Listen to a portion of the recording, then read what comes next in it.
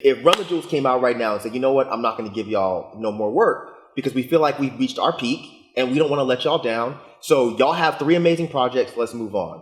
If anybody did that, I'd be like, cool, I respect that. I totally respect it. If Kendrick came out right now and said, I'm done, y'all. I've given y'all this much work. I'm good. I'd be like, okay, cool. I would rather my artists retire and say, I've given you enough than come out with a project that doesn't live up to what they want. But what if every artist started doing that could impact the culture and keep it moving forward? It wouldn't impact the culture in a negative fashion, I don't think.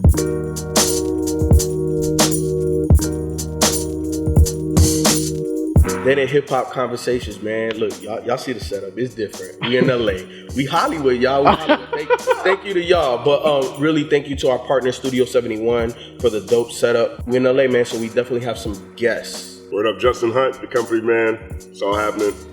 Justin Styles, Youngest Steelos, J Money Bags, my alias, all Def Music. Today, with the Dead End Hip Hop conversation, we're talking about from Outkast to Nas and Rakim. Is it better for legends to burn out or fade away? Shout out to Yo from DJBooth. This was his article, so go check that out as well. So anyway, yeah, shout out to Yo. He wrote the article, and basically it was built around whether or not, when it comes to hip hop, like we remember artists like at their peak.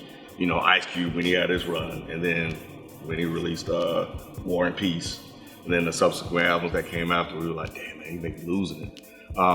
So we wanted to just kind of put that out there. Like, what do you guys think in terms of like rappers and artists? Like, do you want to just remember them at the top, like Jordan, or do you want to remember them like? I don't like the retirement idea at all. I think even if they don't got it anymore, just don't got it. You know what I'm saying? Like, there's a lot of don't got it. I don't. Like, what I mean is like, I don't necessarily need them to be as great as they were when I cared the most. I need them to have interesting things to say. Yeah.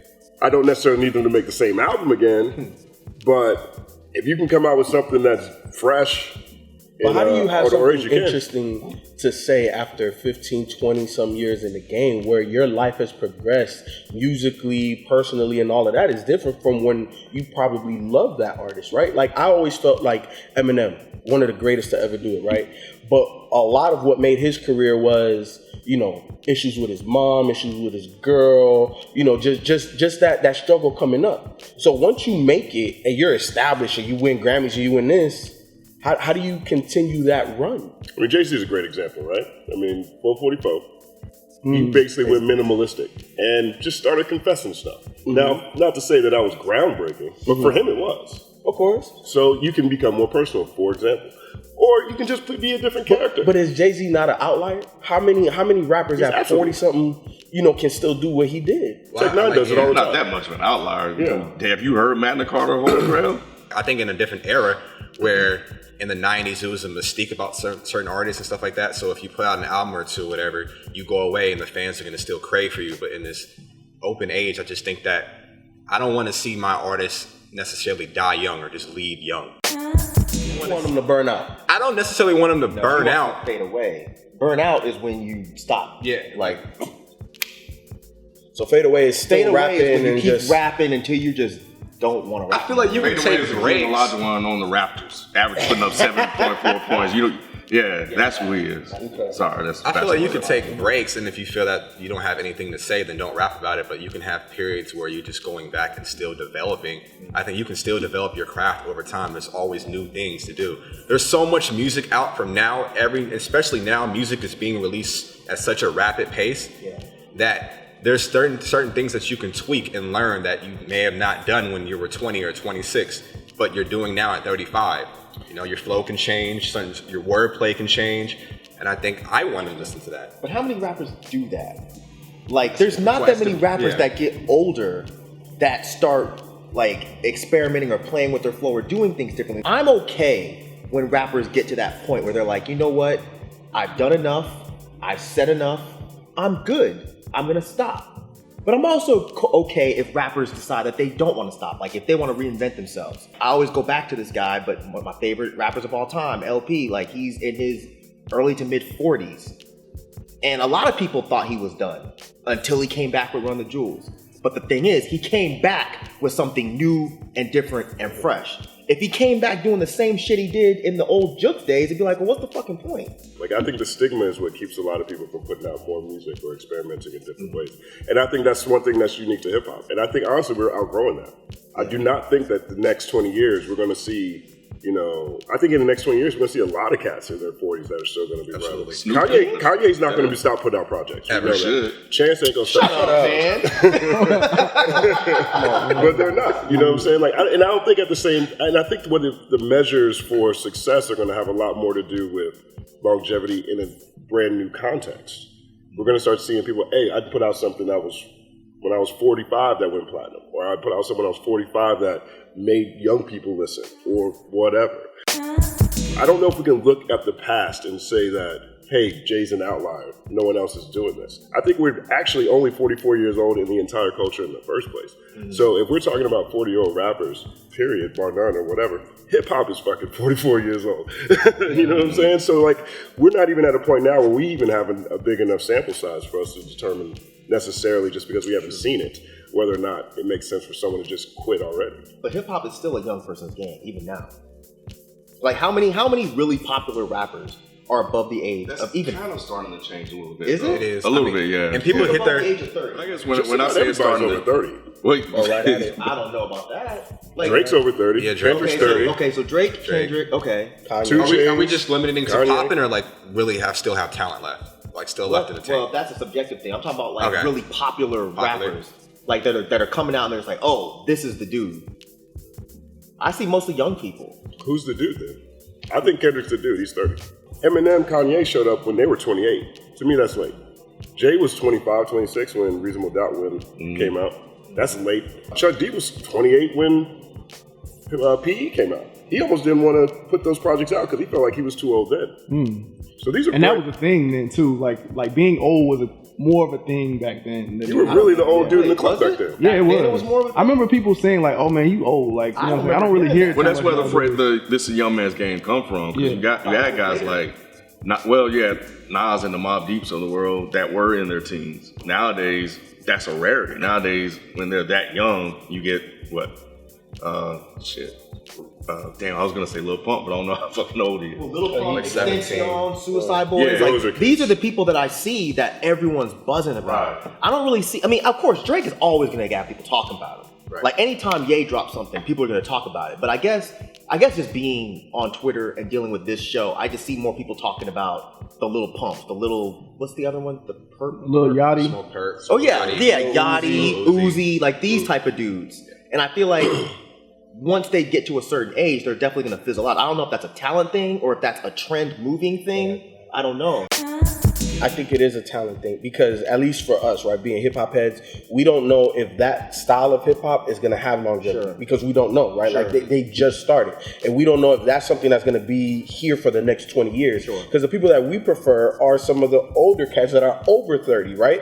And some of those guys I definitely think can continue to make music. These younger guys, I don't know. Personally, I think they will fizzle out. I don't know if that style of music is going to stand the test of time because I definitely think it's trendy. And I don't know what the trend in the next 2, 3, 5 years is going to be. So, would you prefer your favorite rappers to stop when you think they're hot, or to keep going until they just feel like they don't want to make music anymore? I want my favorite rappers to stop once they put out like a couple of bad projects, and it's just like, okay, I just think like it's like time. shooters shoot. You know what I'm saying? Like he may be in a slump, but he may be out of it. I can't gauge when I feel like he's lost it. He may have a different estimate, or maybe in a different mood while creating that body of work that may change. He may be in a terrible label situation, maybe dealing with life in a way that he didn't expect.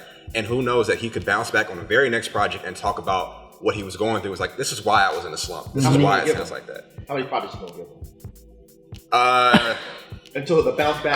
I'll give you three. I'll give you three. bad ones? 2 to 3. I'll give you That's three. See, because hold on, real quick. There's one artist, right, that we always kind of. I think he's still a little too young to retire, but he's put out a couple of very questionable. Lupe. So at this point with Lupe, is kind of like, do we still want to hear projects? I do. Absolutely. I want an Enemy of the State Part 2. He was on pace to probably be one of the greatest ever with after Food and Liquor and The Cool. Of course. I still want to hear that. Even that thing that he did with the Protect the Lil B, over the Marcy Me, right? Marcy Me beat? That was amazing. Like I thought, have you heard it? That was, you gotta go back and check that. It's crazy. The beat is just like, the way he wrote it, I just think that he's learning things in a way that like maybe he went away, but I can tell he never stopped rapping. And Lupe still influences these other artists too. I mean, Tetsuo and Youth is an album that goes forward and backwards. It's an incredible project. The artist I think about when I think about this conversation is Snoop. Snoop is the one where I'm kind of like, okay, when people talk about artists need to stop putting out music, I think they're talking about Snoop, right? Because we're at Make America Crip Again. We just got Never Left, the reggae album, we had the funk album, and nobody seemed to like any of those. Now, I like Bush and I like Snoopzilla a lot more than most people did. Never Left, I hear a lot of people like that one. I think that one's underrated as well. I'm not sure about this one so fast. But I don't think any of them are sticking. And I think that's the thing that I don't think any of us want to see when it comes to our favorite artists. Right. People put out stuff that nobody seems to care about. I hate to do it, but Ice Cube is one of my favorite rappers of all time. And when he did that War and Peace album, I was like, all right, I'll give you this one. And then I cannot think of the one that he followed up with, but it was like in 2000. And then now it's like, if Ice Cube, and I think he did announce I have a new album coming out, I'm like, no, don't do this. You're ruining the equity that you built up inside of me. And I don't want to remember you like this. I don't want you to become like LL. Like, I'll give you another good example. And this was in the article. Stevie Wonder, that run he had was fantastic. But then he got in the 80s and then he got in the 90s and it couldn't measure up. The work he gave you, Songs in the Key of Life, A Talking Book, all of that stuff, people just remember those and they'll go play those. So maybe, yeah. So it depends on how good your previous legacy is. That depends, that determines how we will tolerate how bad your albums after that are. Yes. So you have to have had a super huge starting point before we'll accept you giving us bullshit. Is that how it works? Yeah, that rope is longer if your career was better. If your career, let's say you had like 7 albums, 2 of them classic, right? Like that artist gets more rope than somebody that had like 10 albums, 1 good album. Like by the time you get to that second bad album toward the end of your, it's a wrap. I don't know. You like Ken said, you didn't build up enough equity for me to give you more opportunities, right? To kind of come back. And like I want to piggyback off of what Justin was saying, like kind of like Wayne. Like I kind of feel like that's kind of where Wayne is now. Yeah. You know what I'm saying? Where like he gave us some good joints. How many did he give you? Wayne gave a lot. How many solid projects did he give you enough to give him this much rope? Let me tell you something. Right. Listen, dedication. The run he had on Drought 3. Listen. Yeah, the droughts. The droughts were crazy. From the Carter 2 to the Drought 3, he did not miss. I'm talking week after week. Like while I was in middle, like this is a different era. Like I was in middle school and literally we were trading Wayne songs on the bus, dude. Like if you ask anybody like my age, they're like, oh, did you find this Wayne song? Oh, I didn't even know about that Wayne song, bro. Like it was like literally a moment for us. So Wayne gave you 2 years of fantastic music. And it stopped in 2008, so we're now 9 years later. It didn't stop necessarily, but at that level, because after he started focusing on Young Money, it became a little different. But No Ceilings for us was still amazing. Like for us. I hear the wrong album? I'm trying to tell. People did talk highly about No Ceilings. People love No Ceilings. It was amazing. A 2-year run with Wayne is like a 10-year run with anybody from the 90s because of how much he put out. So how consistent he was at a point in time when we were still looking at Jay-Z dropping an album every year as being a big deal. Right. Well, he's dropping a mixtape every season. He redefined what it means to have a volume play. Like that means something. Like, he took advantage of the internet. Like he created the own. Like the mixtape wouldn't be as important right now if it was not for Wayne. So that's all cool, but now we're almost 10 years later. So how much longer is this rope going to be? Hey, that's what I'm saying. Like that's my question. So for me personally, Wayne's rope, because of the projects that he's had lately, it's starting to get a lot shorter. You know what I'm saying? Like we should have been cut, but what elongates not necessarily because because of his situation with Cash Money. That didn't make him rap bad. But I'm just saying he has an album out there that I feel that we need to listen to before that rope gets cut. No, I disagree with that. So the rope needs to be cut. Y'all been holding on to Lil Wayne forever. Y'all need to let him But in go. the process, that he has elongated that, like, by giving us flashes. I feel we get flashes from verse to verse. And that just that little bit of tease, It's a little bit tugging of on to the hope. heartstrings. It's a little bit of hope. It gives us a little bit of hope to keep. He may turn it around. I'm not sure how clear he is again right now, and I think that definitely plays a role in it. But Wayne's a millennial, yo. Wayne is 35 years old. I don't think the fizzing out or fading away thing is an age issue. Right. It's not, because you can be. I feel like you can be 25 right now, and your run could be over. You know, like the fizzle out. Like with some artists, it's like maybe you give a different time stamp for Wayne. You'd be like, I think it's over. But maybe for like Game, where he's had a little bit more lyrical content, and I feel like he can still rap very well. Mm-hmm. I would like to hear another album from Game. Oh yeah. Okay, do you want another Lil Kim album? Absolutely not. Okay, I'm gonna tell you why I bring it up, because Damone, one of our friends, sent me one of her new songs, thinking I was gonna hate it. He's like, ha ha ha, look, I'm gonna ruin your day. And I listened to it just because I was curious, and it was actually good. Now, what if you don't believe me? No, I believe you. You're full of shit. I didn't mean that like get over it. But I'm saying like, I've heard that like she got some heat rock in the tank. I forgot who had an interview. Okay. Someone had said that like Lil Kim is still 50 Cent. He was with the Breakfast Club. But nobody believes them when they say. I believe 50. He got fired. I believe it wasn't 50. like. He's not gonna big up Lil Kim. Why would 50 Cent do that? He would be making jokes. He would be if he thought it was whack. We don't think Lil Kim's writing his songs though, right? So She's as strong as her ghostwriter. That's a different conversation. Yeah, but you still have to deliver it. You said ghostwriting was okay, so we're not even gonna get. Yeah, but that's what I'm saying. But that's why it's not impressive to me when someone says this guy heat rock in the tank. Like you can switch up writing camps, swagger jack that mug, and come back strong. This is another reason why I don't think that this fizzle out thing is something fizzle out or the other side. I don't think it should be either. Especially in the era when you're renting songs for the rest of people's lives. Like you don't even sell them music anymore. Like if Macklemore came out right now with a jam that was as good as the Versus shit, I'd be like, okay, I take back what I said about his last awful project. Let me hear what you have next. Macklemore's on watch though, right? He is on watch. He's on Macklemore got one more time showing up to work late. He's fired.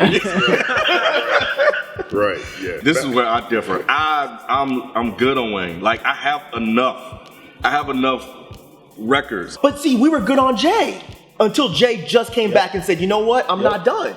Yep, and that was the prime example because you remember what I said about Jay. I said, Jay, I just want hot verses, be inspired, do this, do that, but I don't want a project. And he slapped your glasses. And he slapped talking shit.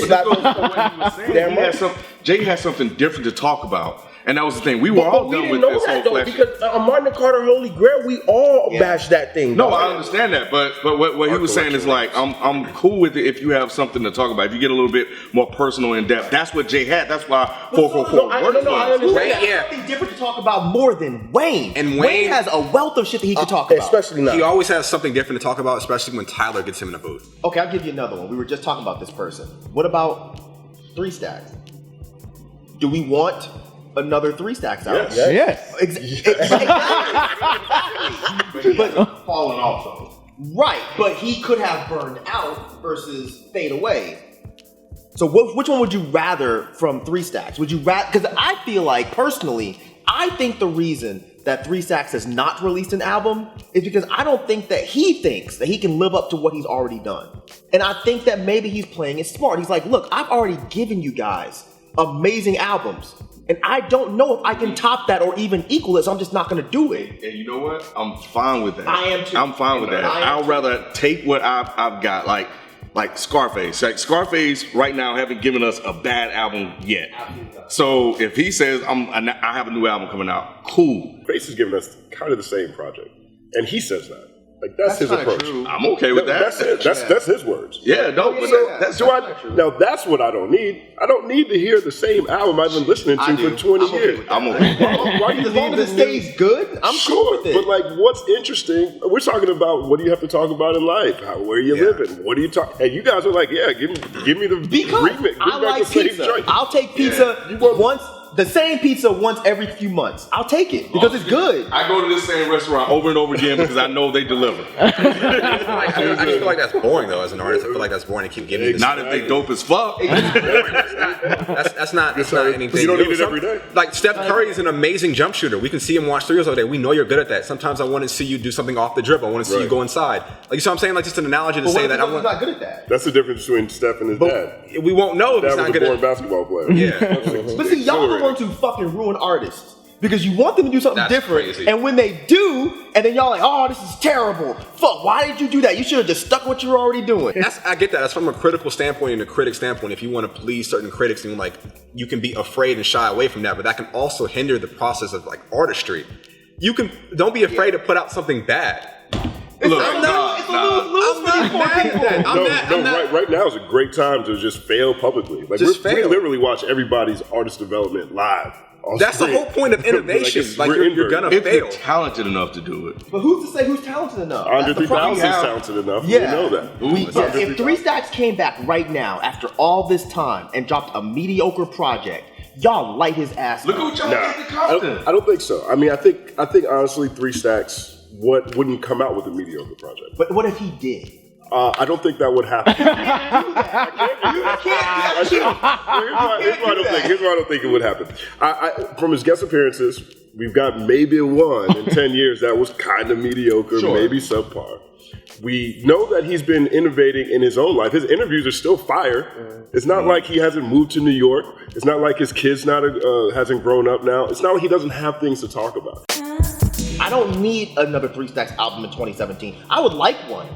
I don't need it. Help me out, guys.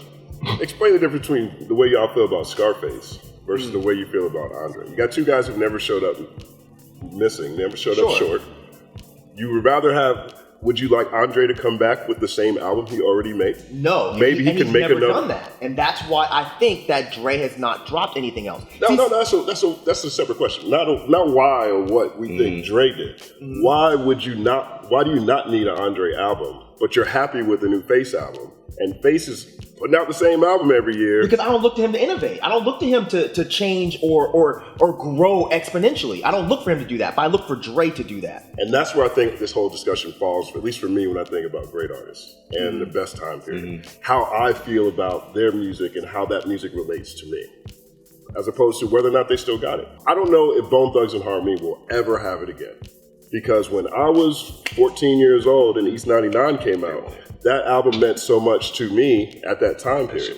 But to my cousin at that same time, my older cousin, when the album came out, thought it was trash. He was from New York, wasn't rocking with the whole flow. So even the impact that they made to a certain degree wasn't as universal, but to me, they're paramount. These are gods. I don't know if they'll ever be able to connect with me the way they did when I was riding the school bus. I think the standard is different. Are we looking at for Dre to come back and drop a classic, or are we looking for him just to drop something that's good, or maybe not? Because he's lived up to such amazing standards that it's like, if you give me, say you give me 12 tracks, and you give me 6, that's 6 with replay value. I'm like, I'll take that. I'll take that. That's good. That's 6 more tracks from Dre that I didn't get. Sure. I think the thing is, me personally, I put rappers in different categories. If it's a Scarface, I don't look for Scarface to give me something that's gonna blow my mind. I look to Scarface to rap well over cool beats. That's really it. And he's not let me down in that set of criteria. If I try to put that criteria onto Andre 3000, it doesn't work. If I'm looking for Andre 3000 to drop an album and all I'm saying is, I want you to give me cool beats and just rap well, it's not gonna be good. It's not gonna be good by Andre 3000 standards. Like, in terms of fizzling out and thinking that you're okay with not releasing anymore, I'm just gonna reference people that I care about from my generation that, for instance, Wale. I just went back to his discography and I'm thinking he's good. I'm trying to see where he went wrong and stuff like that, and that I think he may feel a different way, obviously.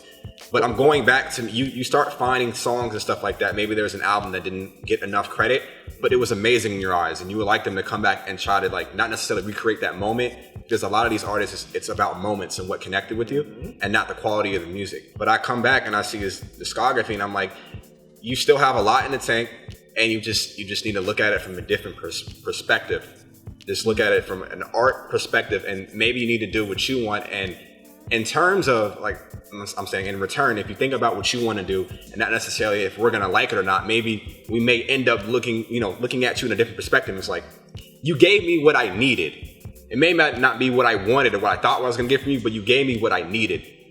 If the world thought like you, I think it would be an amazing place for rap. But I don't think the world thinks like you. And I hate it. I agree with you 100% though. I do. I really agree with you. That I think that a rapper should drop what they want to drop. And if we don't like it, fine. But at the same time, I respect when a rapper says it's not going to live up to what I've already done, so I'm good. I respect either one. Burnout, fade away, and why? Quit now or we quit later. Burnout, fade away, and why? I'd rather than burnout, man. I don't want to remember an artist that I like for like what they couldn't do anymore. Like I want to just know them for what they gave me. It's like their best work, their best quality. Like I would always long for another one, but I'd rather just like have that feeling and that wanting than knowing that I got something that just didn't live up to what they did in the past. So I'd rather them just end it. I'd rather them fade away. Because if they think they're gonna end out or like on top or whatever, how they think it's a cop out, and I may be wanting to need something, or I may have to need something and look to them as they're growing and as I'm growing. Maybe you stop at, say I'm 17 when I find you, and you stop at 26 and I'm 22. Who do I have to give me these life lessons?